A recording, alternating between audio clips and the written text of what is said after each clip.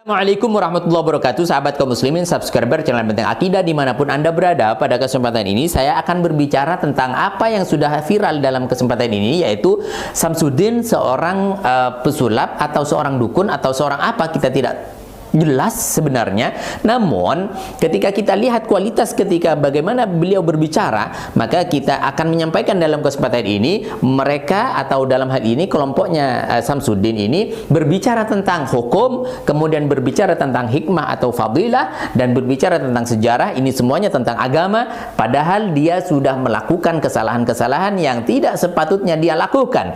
Karena apa? Karena ini dalam rangka menjaga nama baik dan muruah agama Islam kita. Baik, kalau misalkan si Marcel atau si pesulap merah sudah membongkar bagaimana trik dan kedok seorang dukun, kami tidak akan berbicara tentang itu karena kami bukan ahlinya. Karena bagaimanapun semua perkataan, pernyataan itu akan dipertanggungjawabkan kelak di hadapan Allah Subhanahu wa taala.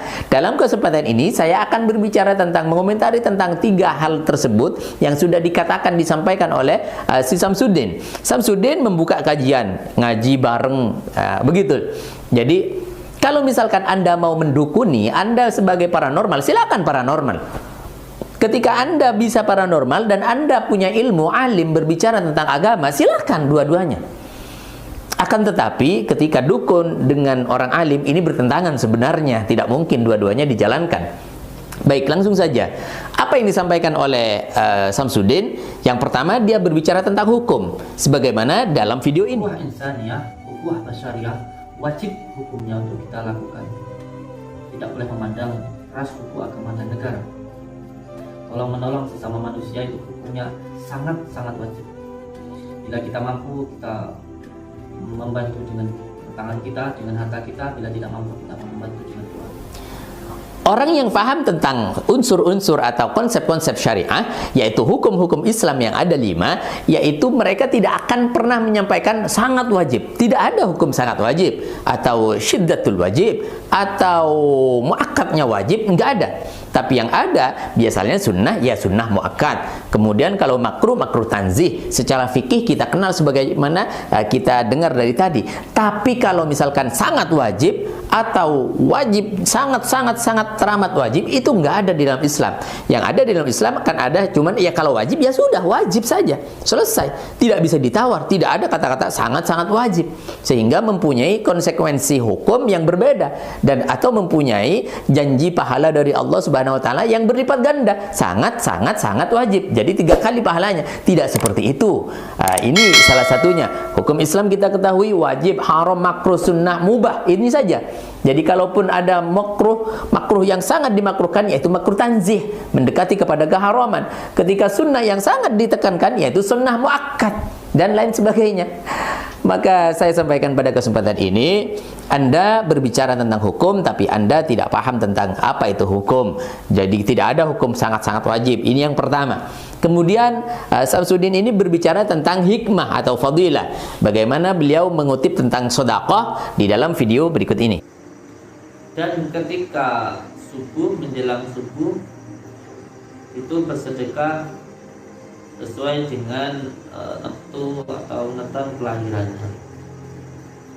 Sedekah ialah amalan dohiriahnya. Karena orang yang bersedekah itu sama seperti halnya orang yang menanam.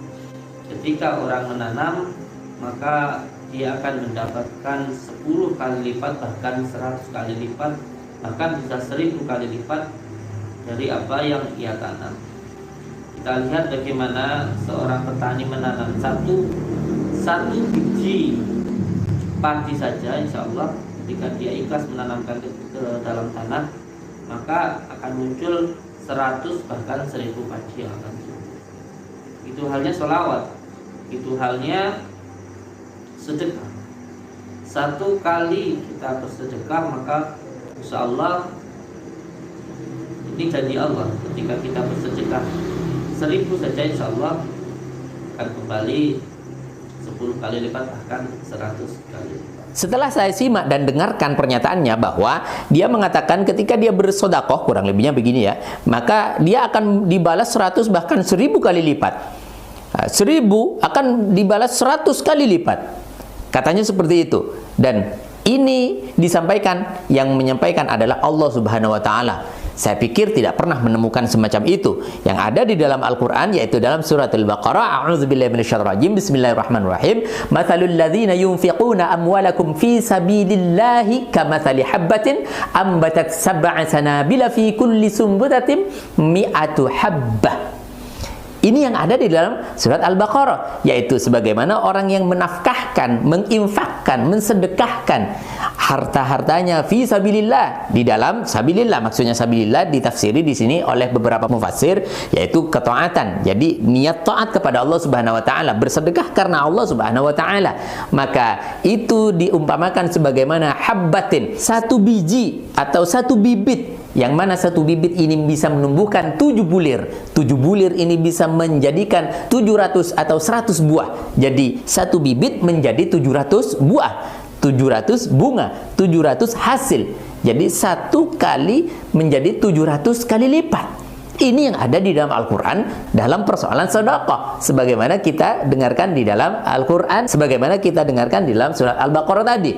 Maka saya sampaikan sekali lagi, dasarnya Samsuddin ini berbicara kata Allah yang mana, surat mana, ayat berapa. Maka sekali lagi ini tidak ada dasarnya, maka sekali lagi ini harus dihentikan dan jangan pernah berbicara lagi. Dan ini juga sebenarnya sudah tidak terlalu penting sih, karena apa? Karena sudah banyak sudah membongkar dan kedok-kedok sebagaimana dan semacam beliau-beliau ini. Maka saya sampaikan sekali lagi di dalam ayat tersebut, saya baca a'udzubillahi minasyaitonir rajim, bismillahirrahmanirrahim. Matsalul ladzina yunfiquna amwalakum fi sabilillahi kamatsali habbatin ambatat sab'a sanabila fi kulli sumbulatin mi'atu habbah. Mi'atu habbah. Jadi 100 biji dari 7 bulir tersebut. 100 buah maksud saya. Wallahu yudha'ifu liman yasha wallahu wasi'un alim. Ini kata Allah Subhanahu wa taala. Kalau misalkan Samsuddin mengatakan, "Oh enggak, kata Rasulullah sallallahu alaihi wasallam bersabda di dalam satu kesempatan, man anfaqa nafaqatan fi sabilillah tudha'ifu bi 700 dha'f." Allah Subhanahu wa taala akan memberikan pahala 700 kali lipat dari apa yang diinfakkan, disedekahkan atas dasar fisabilillah. Ini kata Nabi Muhammad SAW. Jadi apa yang dikatakan si Udin ini tidak ada dasarnya. Sekali lagi tidak ada dasarnya.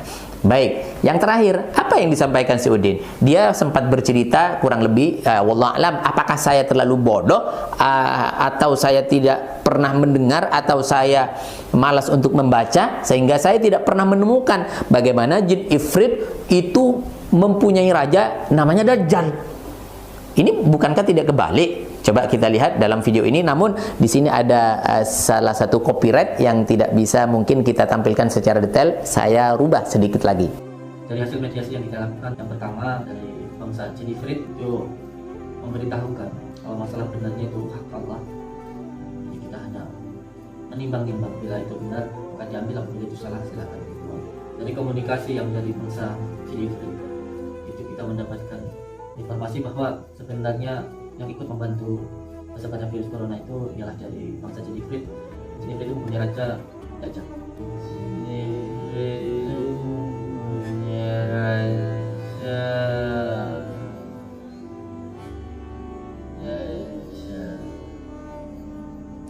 Nah, dalam video tersebut kita mendengarkan secara gamblang bahwasanya dia katanya berbicara, berkomunikasi, bermediasi dengan jin ifrit soal corona ini pada waktu yang lalu.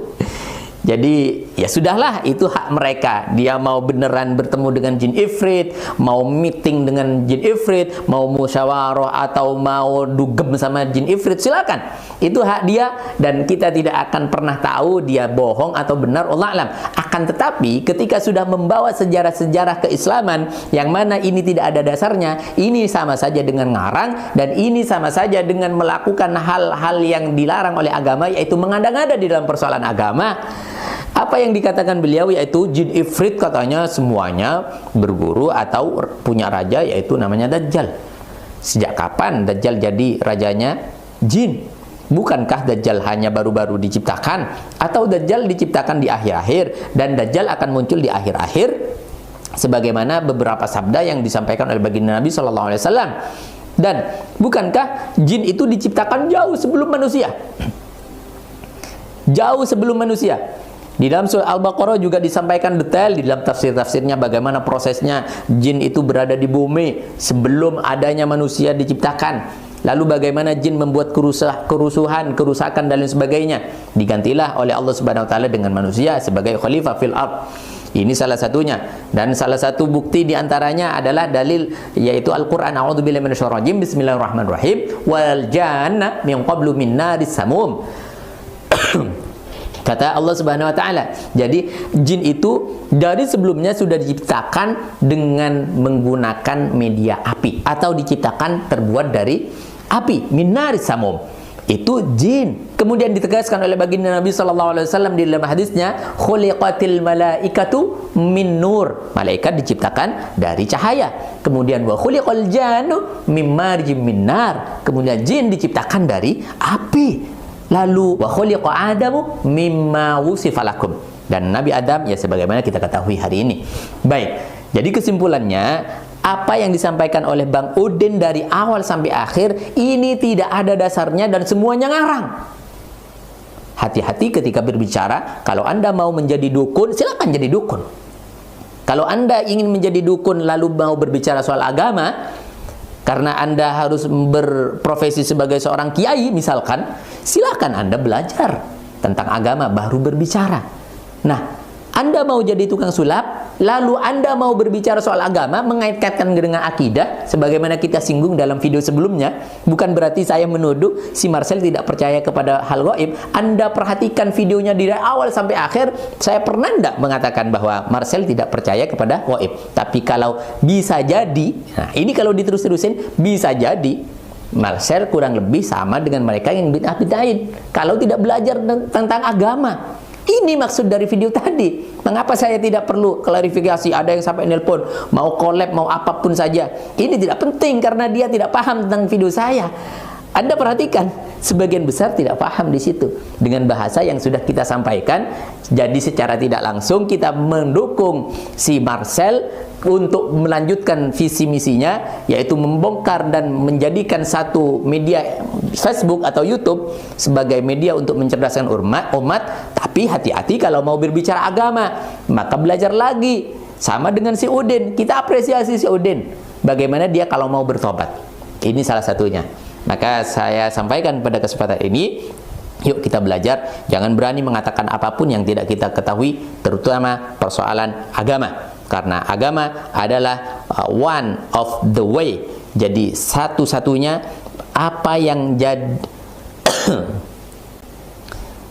karena apalagi persoalan agama, karena agama the one, satu-satunya yang bisa membuat kita, menunjukkan kita berhadapan dengan ridha Allah Subhanahu wa taala dan menyelamatkan dunia dan akhirat kita, insyaallah. Amin ya rabbal alamin. Semoga bermanfaat. Assalamualaikum warahmatullahi wabarakatuh.